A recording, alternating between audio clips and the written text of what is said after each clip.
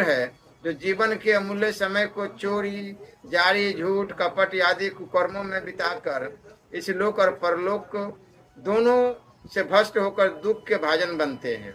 और कितने ऐसे हैं जो सुल्फा, गांजा, कोकीन और मदिरा आदि मादक द्रव्यों के सेवन में समय नष्ट करके नरक के भागी बनते हैं। यह समय का अत्यंत ही दुरुपयोग है।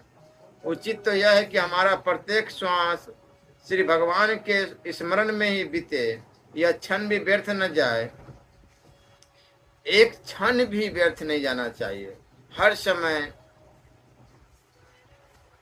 राधे कृष्ण गोविंद हरे मुरारी या श्री राम जय जय राम राधा राधा कोई भी एक नाम जपना चाहिए। प्रभु का हर्ष रहना चाहिए।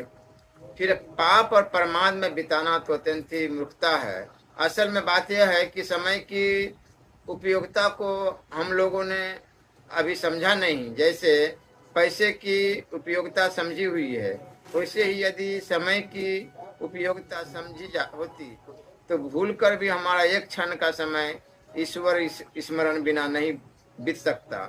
हम किराए की मोटर पर सवार होकर कहीं जाते हैं और रास्ते में किसी सज्जन से बातें करने के लिए मोटर को रोकना पड़ता है, तो उस समय हम उनसे अच्छी तरह बात नहीं करना चाहते, क्योंकि हमारी नज़र तो प्रति मिनट करीब 2 आने या 2 भी हो चार्ज करने वाले मीटर पर लगी रहती है।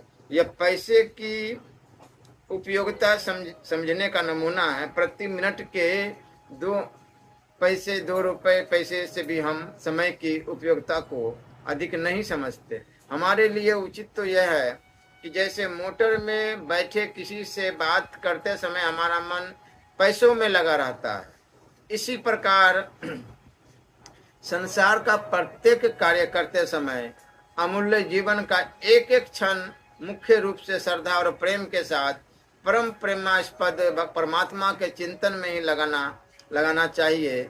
इस प्रकार चिंतन करते करते भगवान की दया से किसी भी क्षण हमें भगवत प्राप्ति हो सकती है।